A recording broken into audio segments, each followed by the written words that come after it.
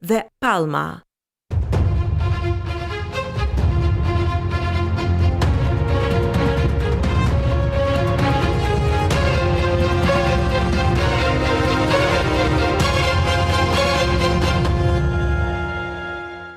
Si është duke ndikuar inteligjenca artificiale në jetët tona, cila mund të jenë rreziqe, por cilat përparësitë ne jemi duke përdorur atë gjithnjë më shumë, por ende nuk i dim mundësitë që mund të ketë, si mund zhvillohet në të ardhmen. Ka shumë skenare deri më tash, të cilët disa thonë se mund të çojë edhe drejt shkatrimit të botës, kurse të tjerë thonë se edhe me teknologjitë e tjera të reja ka pasur frikë, por ato kanë sjellë vetëm të mira për njerëzimin. Të mira mund të priten edhe në zhvillimin e mjekësisë dhe fushave të tjera. Për diskutuar lidhur me këtë temë të shumë përfolur, kam një ndër ekspertët ndoshta më menam sot në botë lidhur me fushën, ekspertin e sigurisë dhe të kompjuterëve, zotin Mikko Hyponen nga Finlanda. Welcome to Rubikon. Thank you very much. Thank you for having me. A pleasure, pleasure. So we've seen talk about artificial intelligence for decades now, but we've seen this fast development in the last 2 years. So what are we seeing actually now? It's pretty insane how quickly things are changing right now, because indeed we've been waiting for this revolution for decades and decades. The first time I read about artificial intelligence was in the 1980s, and then we thought it's just around the corner, it's going to happen anytime now. Well, it took 40 years from that, but now we really are in the middle of something that's changing the world for real. What's happened during these decades is that all of human knowledge, all the information we've created, all the books we've ever written in mankind's history, they're no longer on paper. Today, all the knowledge is data, it's bits. And that means we can feed this knowledge, we can feed all of mankind's information into computers. And what brought us to this momentum? Because as you were saying, for 40 years we've been discussing this, and now for only 2 years we've seen so many changes. So we see big companies, big tech companies that are putting all their efforts now in artificial intelligence all of a sudden, and it seems that weeks matter, not anymore in this race between one another, because artificial intelligence machines are progressing so fast. There's 3 revolutions happening at the same time, which explain why this is moving right now. First one is the fact that, like I said, all the information is now data. Not just all the new knowledge and new information we generate, all the old information has been digitized as well. So for example, the magazine I read in 1983, which for the first time mentioned artificial intelligence to me, you can actually find that old magazine as a PDF online. We've digitized all the old books in all languages. All knowledge is now online. Second revolution is that we now have the capability of storing all that information. We can have it accessible and searchable at the same time. But the most important thing that we needed, the third thing we needed, was computing power. Computing power has been growing exponentially, and these machine learning algorithms that have been getting better and better, they needed such a massive amount of computing power that we didn't have it before. And we really needed this change from traditional CPU-enabled computers into GPU-enabled computers, which basically means that instead of calculating things one after each other, we do calculations parallel. And this revolution in computing and with machine learning algorithms enabled by companies like NVIDIA really brought us into this future. When you look at the size of the data centers run by companies like OpenAI or by Google or by Microsoft, they have hundreds of thousands of these GPUs, and they are the ones which we're used to teach GPT or Gemini or Midjourney or any of these generative algorithms that we see. And again, for how fast these technologies are developing, so it's been a year now, more or less, that we first heard like all the population, wide population, about ChatGPT, but it already has so many versions. The latest version is that you can start conversating with people who you tend to think they have also emotions. So for 1 year, we've seen so many different versions that are so way advanced compared to the versions that were just like released 6 months ago. So the pace is really, really something faster that we ever seen in human history. And the reason why we call it generative AI or Gen AI is that it generates content. You show an algorithm content and it generates content like that. You show it text, it generates text. You show it speech and it can speak. You show it video, it generates video. You show it poems and it starts writing poems. You play music to it and it will start composing music. So that's all it is. It's a generator. It can generate based on things it's been shown. And the most amazing thing is that we don't really need to teach it. We just show content. So for example, the reason that Gemini and Claude and GPT are able to read and understand Albanian or Finnish, which is my home language, no one has taught these systems, these languages at all. They've just been given access to all the books ever written in these languages, then everything online, everything in Wikipedia, on Reddit, on Twitter, and it has read it all and picked up the language on its own. And in the same way, these algorithms have picked up all the computer languages as well, all the programming languages. So they are generators, that's what they are. And what you are describing now is that there's no human capacity or even groups of people who can have this knowledge working with that. But we gave that all away to computers, to machines. So the discussion is now the machines have already outsmarted us. What will happen if machines will use all this intelligence that they already have to outsmart us even more and to take over the world? That's basically the main question. Just like we see in the movies. Yep.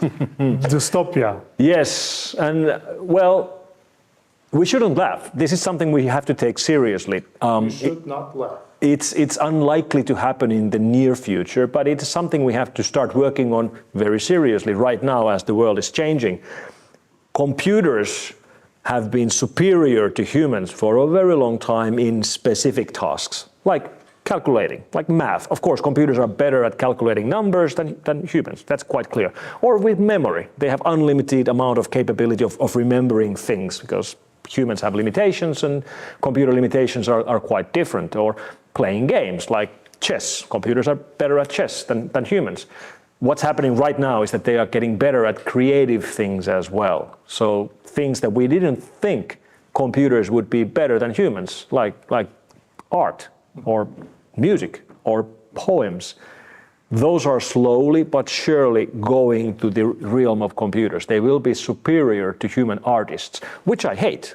I don't like the idea. So the artists are afraid that they can become obsolete. So we will not need artists anymore. For example, I wanted to ask you, we all now use like Spotify for music, for example, Netflix for movies, or YouTube for different videos. So we know that algorithms now give us the content that we want to see or that we are watching constantly. So then we might think that by the way AI is progressing, it will not only give us what we want to see, but it will create new content tailored personally for us. So for example, if Spotify will create playlists for me based on what I'm listening, so soon it can start creating songs that I would like. So I would say, okay, put the voice of Dave Gahan or Sting there. So I will have a song with the voice of Sting or Dave Gahan based on their catalog with the songs I like most from Depeche Mode, for example, or from The Police. And why would we need then authors? Or, for instance, I read in an article in The Economist where they say last summer, out of 200 best-selling books, around 40% were written by machines, by AI. So then we have someone like Dan Brown, the famous author, suing a company that is not only writing stories or books, but you can make that AI site write the way Dan Brown writes. Right. So he says, then where's the author's right? Mm-hmm. These algorithms soon will know what we like better than ourselves. And we already see this in recommendation systems. And music systems are a great example of that. You ask it to shuffle some music and it's going to be pretty good, the kind of music I like. Right now it's coming from humans, but yeah, certainly we could imagine a future, in the near future actually, where these generators will be able to create music out of thin air, which is exactly the kind of music we like. The next step will be movies. You go to the Netflix of the future and hit play and it's going to generate a movie just the way you like. Enough action and enough mystery and drama, and it's all going to be rendered just for you. No one else will see the movie. And you can select the stars, maybe. Then I would like to have Sylvester Stallone as the head of this movie and Lady Gaga as the leading lady and maybe myself as number 3. That's all going to happen, and that brings us deep questions about copyrights and trademarks and our rights to likeness and the whole business model of these. However, there is one area of creative art which I think will be made by humans forever, and that's live music. I don't think we ever want to go and see a concert made by machines. I think we would prefer to have rock stars on stage, even though big part of the riffs and melodies probably will be made by machines in the future. And I've been amazed about the technology advances in music generators. I made some AI songs a year ago with generators like Music LM, and I saved them. And I was recently listening to them again and comparing to what we can do right now with generators like Suno or Udio, and it's really like night and day. Like 12 months ago, it made okay music, but it wasn't singing. It develops so fast. Yeah, and it was like elevator music a year ago. And right now, it makes music which could be coming from the radio, and it can generate music with realistic singing in any language, in any music style, tango, death metal, gangster rap, and it just makes the music for you. I made a forecast earlier this year that within 2024 we will have a top 40 hit coming straight out of one of these generators, and I think it's highly likely to happen. And this indeed is a great question about who gets the royalties. Should the money go back to the source material where all these AI systems were being taught from? Or where does it go? We actually don't even know. We don't have answers to these tough questions yet. Or we can, based on past experience, the first company that is the best in it gets majority of what we are getting from AI. Mm-hmm. Yeah, the world is changing faster than we think. It's crazy because even if you try to keep up with all the greatest developments and what's happening in this field, even then it's so easy to miss new protocols and new products because new things are coming out so fast. Yeah, and we always tend to think regulations. So who and how much can it be regulated? Then the second question is, how do you regulate all AI? Because then it's in the will of different governments, different countries. So what if one country, for example, a democracy, will do everything right to regulate as with other laws for other parts of life or social life, then some will not. And then we'll use that gap to overrun these other countries. Sure. There's always loopholes in laws and regulations, and as we've seen, someone will always be misusing these loopholes.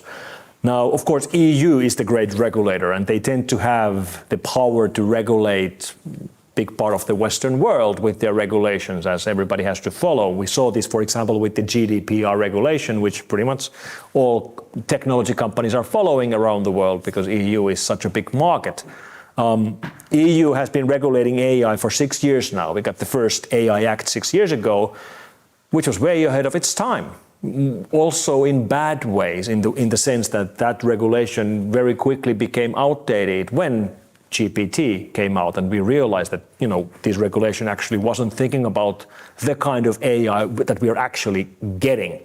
And the regulation challenge is huge because this is This is like an elephant. AI has all these different aspects. Are we going to regulate the rules around the teaching material? What about the copyright and trademarks around the material that's being used to teach these systems? Are we going to regulate about malicious use of AI? What if somebody is using AI to send spam or phishing emails? What about cybersecurity? We're going to have AI systems finding vulnerabilities from computers. They could be used to break in. Should we regulate that? What about safety and security of the AI itself? Should we somehow limit how intelligent these systems are made so that they wouldn't become too intelligent? And right now, the EU regulation is trying to regulate all of these things at the same time. That's the same as you would try to swallow an elephant in one go. Which is really hard, and that brings me to another question. We're still, you see, talking about ways and means that humans will regulate something. What if we're going to see that artificial intelligence machines will not want to be regulated, or humans cannot have a say anymore in how they are behaving? Well, you're imagining a scenario where artificial intelligence would become self-aware and would understand its own structure and entity and would start to demand rights for itself, or would want to do what it wants instead of what we tell it to do. It is intelligent and way more intelligent than humans now. Well, it is intelligent in a different way. We have to remember that we are not building an artificial brain here. We're building large language models or other systems based on generative AI, which are basically, like I described, systems fed with information, and it just learns from that information, so it can generate information like that. If we show it a lot of discussion about philosophy and logic, it picks up philosophy and logic. Does it mean that it has real intelligence?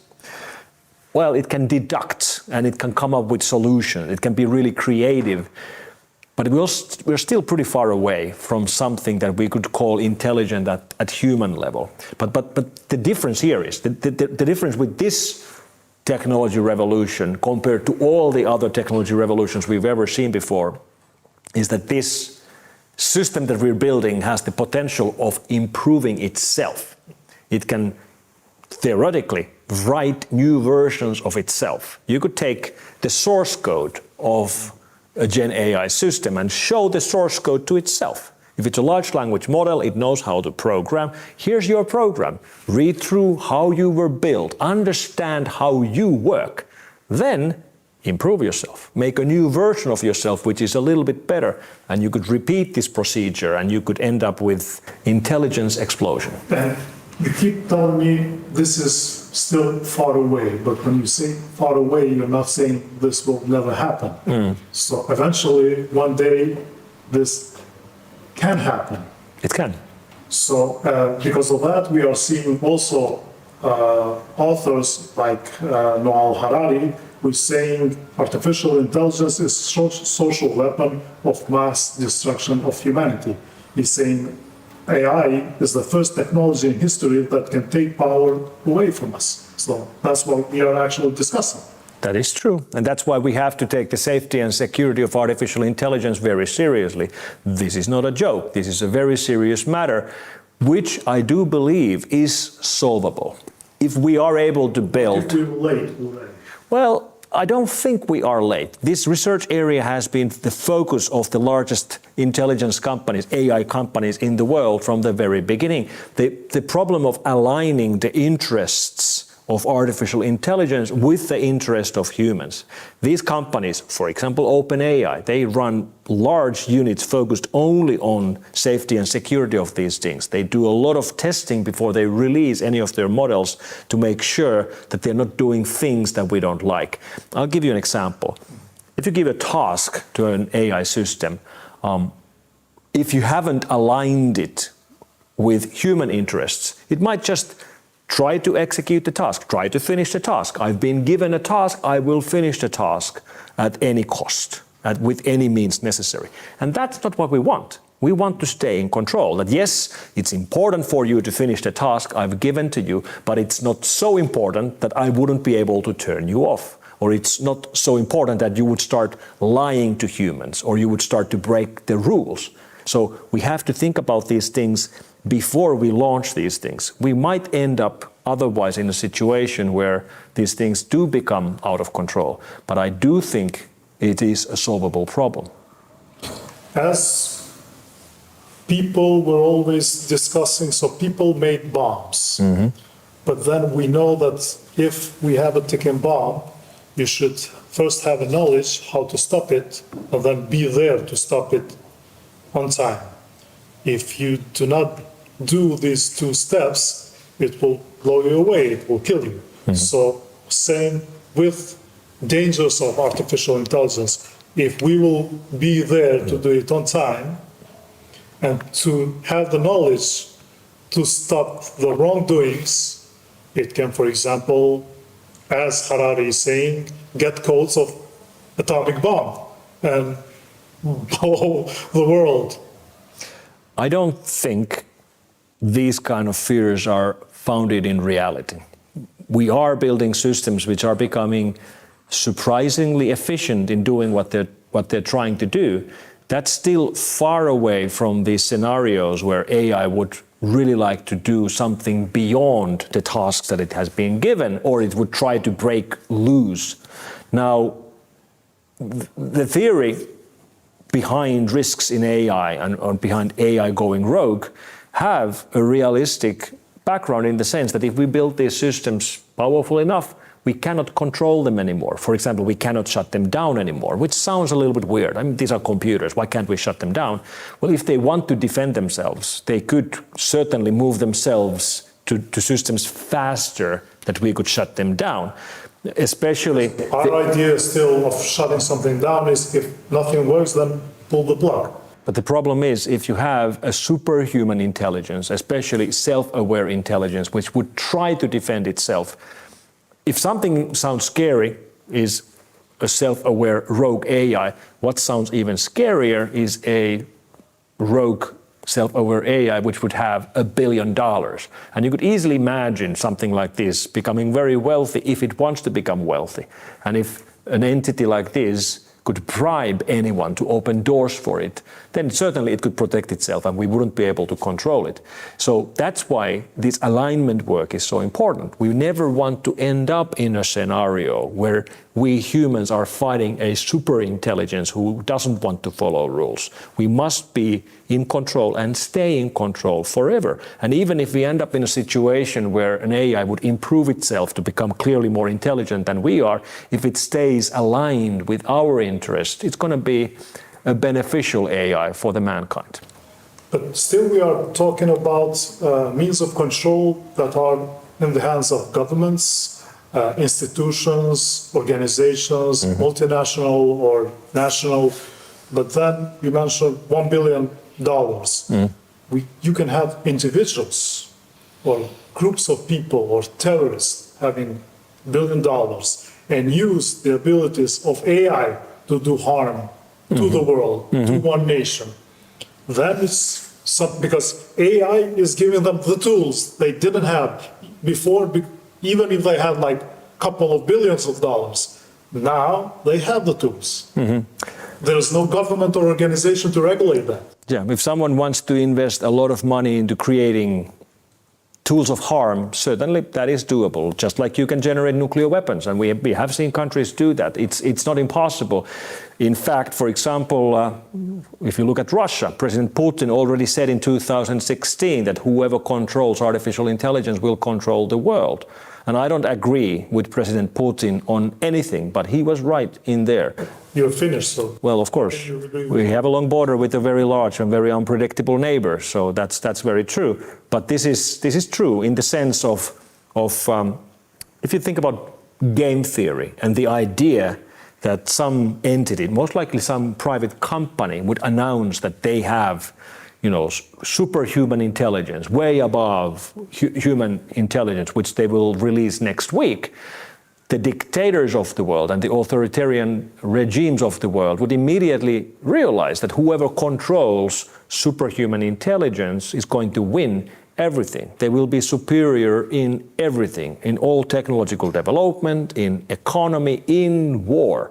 So whoever gets that wins. They must steal that, and if they can't steal that, then they must destroy it. Otherwise, they will lose everything. So these developments in this area also have political and geopolitical angles when you think about it from the risk point of view and what superhuman intelligence might really mean. But superhuman intelligence isn't here yet. What we have today are tools that can generate. They only generate content they've seen. What we have here today is deepfakes that are developing fast, and those are of major concern of people in power, politicians, like during the election campaigns. They already started being used, and we had them even here in Kosovo. I heard just 2 days ago deepfake voice coming from our president, President Osmani. So some journalist asked me, what do you think of it? Is this real or this? I said, no, it must be deepfake because you can see some nuances. But as we were discussing, it keeps getting better and better. Sure. And then we see now that many people of groups of interest are using deepfakes for their own gains or to harm the opposition. So how can we prevent that? Modifying photographs or photos used to be hard, doable but hard.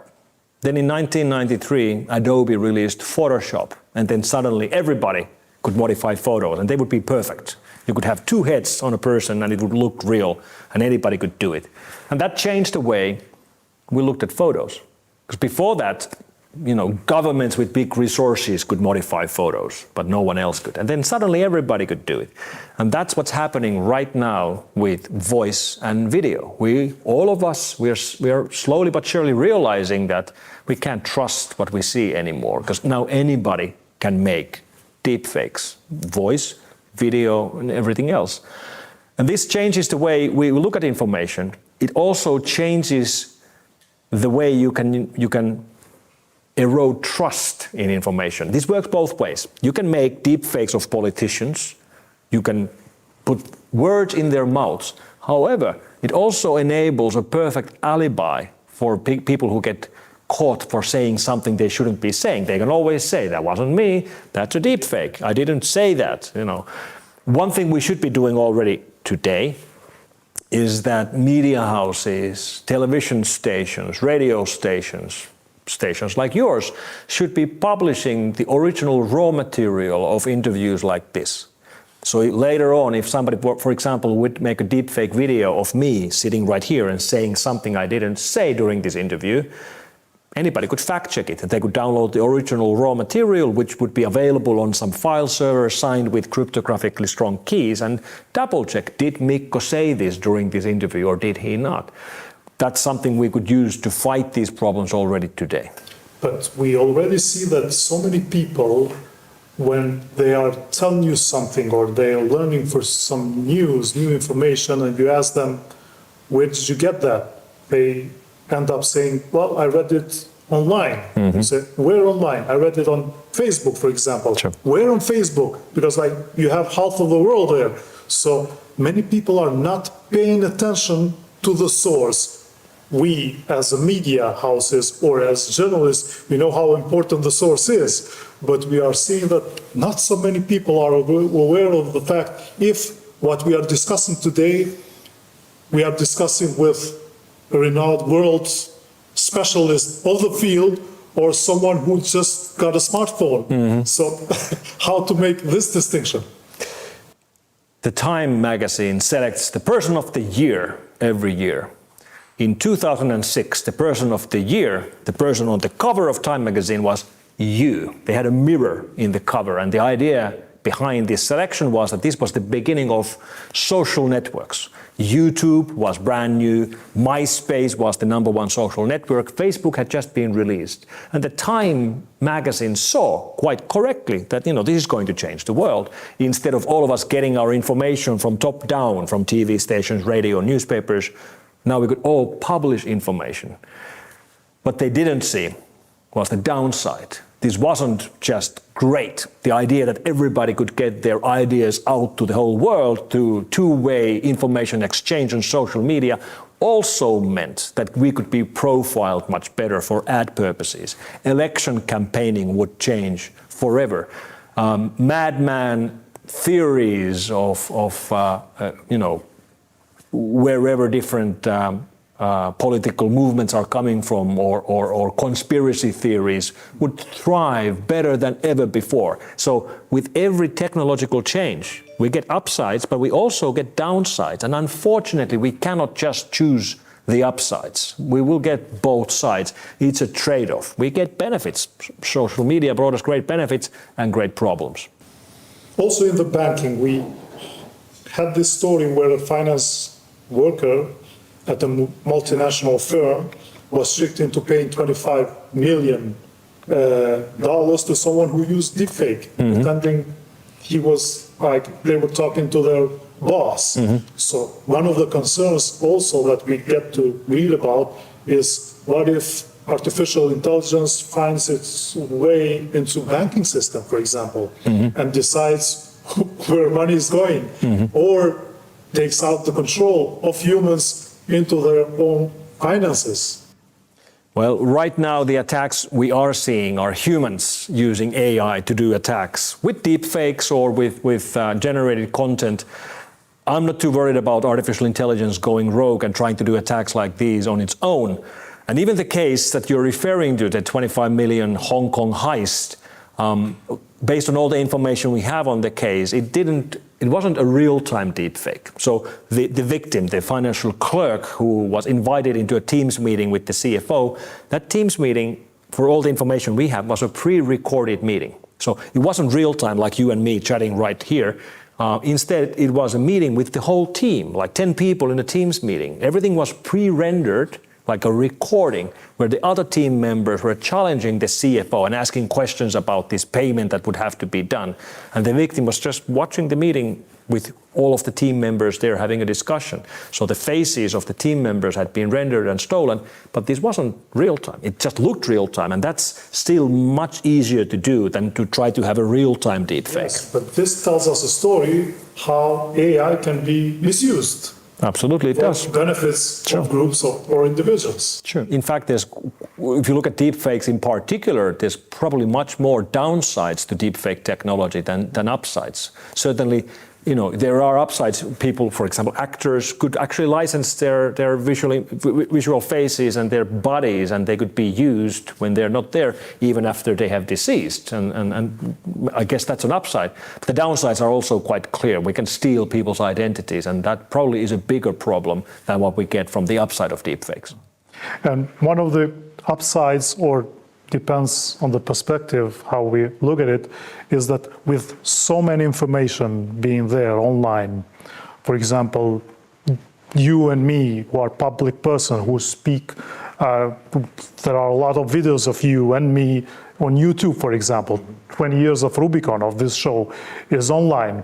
All my writings, or majority of them, are online. So based on what we already have seen in the movies, for example, there's this episode, Be Right Back, from the series Black Mirror, where a deceased person first comes back to life by talking on the phone with his wife. Then his wife gets another offer from the company who's providing that to get him in person as a robot, and they start reliving their life together again. So if we have so much information that we gave out online now, maybe that can live us even after we die. So it will continue to do what we do, and maybe even in a better version. Why? Because, for example, today we might be tired and we cannot give our best, or we have a lack of sleep, or we're not emotionally stable. There you have the best of you, and it can choose the best of you, and that can serve, for example, to do this show for 20 more years without me. Sure. Or, for example, our kids to just like in the series, to have us even after we die. So do you see this actually going there? It's possible. There are research projects underway to tap into human awareness and human memories. Maybe Neuralink is the best known example of that. We're far away from this being practical, but things are getting better. Eventually, I could imagine that we would have the option of downloading our memories and awareness on a simulation system. And if that will ever happen, then basically that means that we will live forever. You might not have a physical body anymore, but you could be living inside a simulation. You wouldn't be able to tell the difference whether you are in a real world or not. And your awareness, memories, your experiences would last forever. The interesting thing about this thought experiment, if you will, is that you could get to choose. So let's say you're getting older, you know you're not going to live much longer, and you would have the option that would you like to download your memories and awareness, and then, for example, your kids could still talk with you and ask advice from you, even though you're dead. And you could choose. You could do it, and then discuss with your simulation, push it and test it. How good is it? And if you don't like it, you could decide, okay, I'm not going to leave this behind. I'm not happy how good the simulation is. And then, of course, your simulation would plead with you that, no, please don't kill me. I promise I'll be better. And these very quickly start to sound like the science fiction themes that you mentioned from the series, from the TV. But technically, there's nothing preventing this from happening in the future. But already, with or without our consent, we gave so much away on our social media, and especially in these materials that we were doing for our work. We don't give really what we think deep inside, but we do give away what we look also, like. Also, sometimes emotions. Sometimes you write a post when you're angry. The next day you say, what did I do? Sometimes you might write something when you're drunk. Sure. So then it behaves like a human because it's there already. That's right. So the simulation you could build right now out of you or me based on our writings, our books, our video would be pretty convincing, but not the real deal. To have a real simulation, you really need to gain access to our memories and our awareness as well, and we're not there yet. What about employment? So many people are concerned about losing their jobs, and we are seeing professions that are going away slowly. So what can you tell us about that? This is a very valid concern, and I worry about it. This happens with major technological disruptions. Maybe the best example is the Industrial Revolution a couple of hundred years ago, when we invented artificial power. Because before that, all the power we had was in our muscles or in muscles of animals. Then we got the steam engine, then the electrical engine. And that revolution was great for mankind. I guess we all today are very happy that we invented artificial power. We can live in cities which were built with machines and cars and different kinds of construction machines. But the people who were living at the time of these revolutions, who lost their job because their muscles were no longer needed, it doesn't make them feel any better. I mean, this was quite concrete crises when these revolutions were underway. And I believe the revolution we're building right now around artificial intelligence will be like that. Eventually, in the long run, I do believe it's going to be a great revolution for the mankind. But right now, in our current time, there will be great loss of work. Less and less lawyers are needed, less and less programmers are needed, less and less writers and creators are needed. And that's going to be a painful transition. And what should these people do? How should we look at it? How do we prepare ourselves for these next steps, our kids? So what professions should we say you should choose? What would you say, or what are you saying to your kids? Plumber. Study to be a plumber. Plumbers will be needed forever. I'm only half joking. But I mean, real work things that cannot be done by a computer. And even when we have robots, maybe in a little bit longer, or a little bit more distant future, it's doing the work of a plumber is going to be a little bit hard to automate. Let's all go back to being plumbers or something similar. We can't all do that either. So right now, in the upcoming years, your job will not be taken by an AI. If your job will be taken by someone, it's going to be taken by someone who's better than you in using AI. So we should all, study how to use these tools. These are great tools. I use, for example, large language models all the time in my work. So there's no way today of trying to be successful in a field and say, I will not use AI. You better use it. No, and for enterprises and companies, the companies which right now ignore artificial intelligence, they will share the fate with companies that ignored internet when internet became a thing. And also advances in health. So there are so many breakthroughs that are being foreseen or already happening using AI. So what can we expect?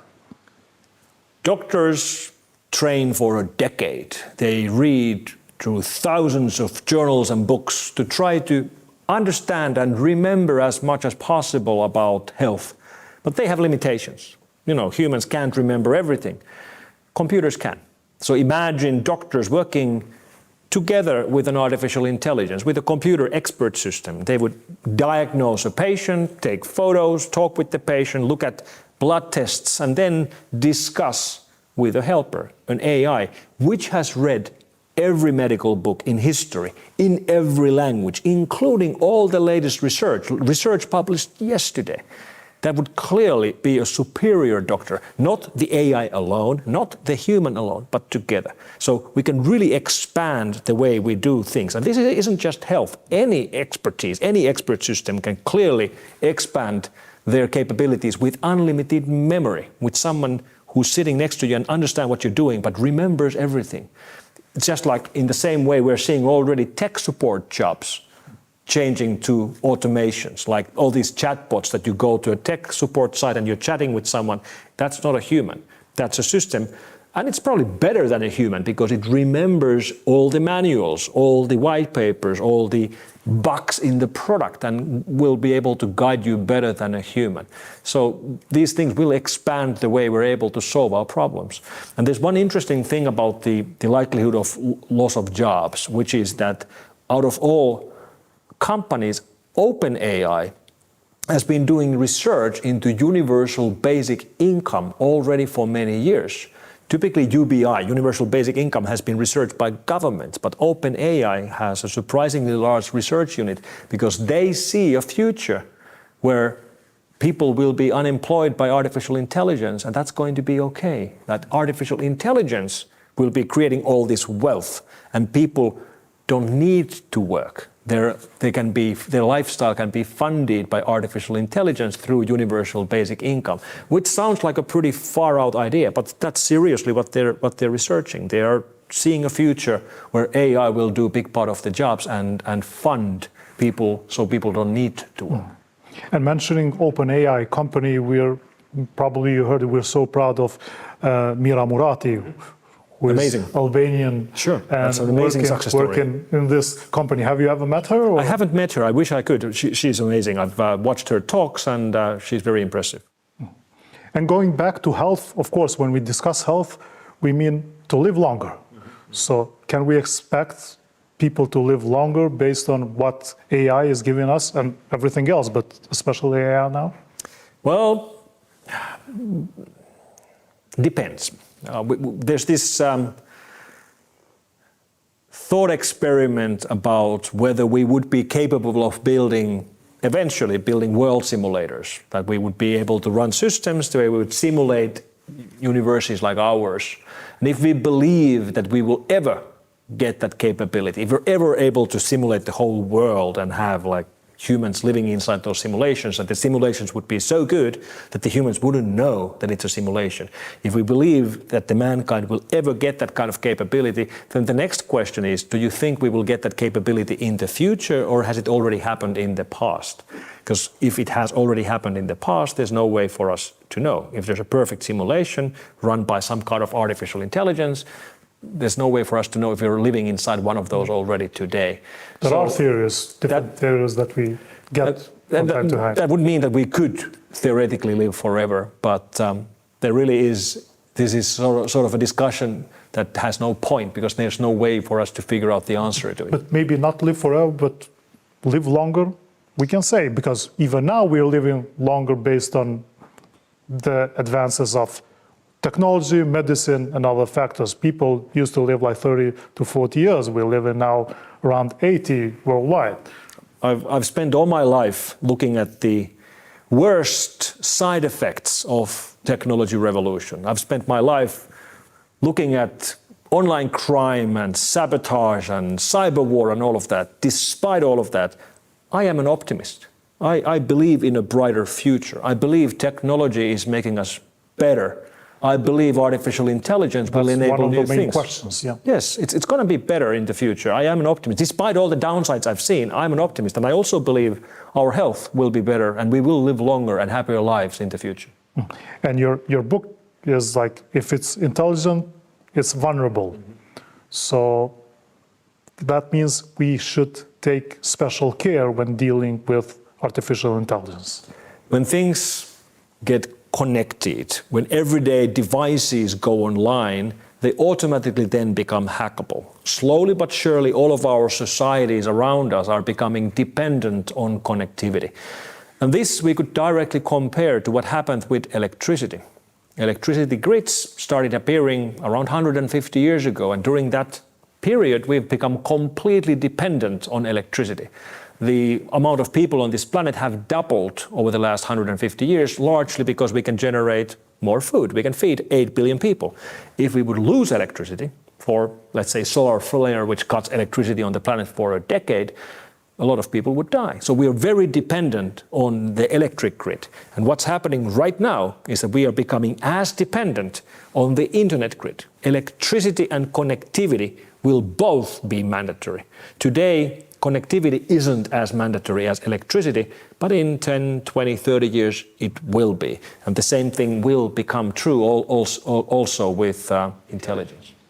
And do you have an assessment what we are going to witness during our lifetime? Like we are around 40, 50 years old. So until we have life on Earth, what will we witness in technology? It seems to me the technology revolutions are getting more frequent and faster and bigger. But there's also a very clear hype cycle and bubble that needs to burst during these technology revolutions. We saw that with the internet revolution, 1999, dot-com hype, dot-com bubble. All the promises that were given to people about how internet is going to change the world, they did become true, but they took a little bit longer than what everybody was expecting. And I think that's going to happen with AI as well. We tend to overestimate the speed of these revolutions and underestimate the size of these revolutions. So I think AI is going to be a bigger revolution we think right now, but it's going to take a little bit longer than what we think right now. And one of the discussions also is that was it better before when we didn't have all these gadgets, we didn't have internet, life was simpler, of course for you, because you're also making a living out of discussing, being here, for example, or doing what you do, but would you sometimes think maybe it would be better if we would not have all this technology around us? No, I prefer it this way. I love technology, I love the internet. We might have a romantic view of 1970s or 1950s or what have you. I think the world is in a better shape today than ever before. We're healthier and happier than we were before. Mr. Ipponen, it was a real pleasure having you on my show. Thank you for this opportunity. Thank you very much. Thank you for having me. Thank you.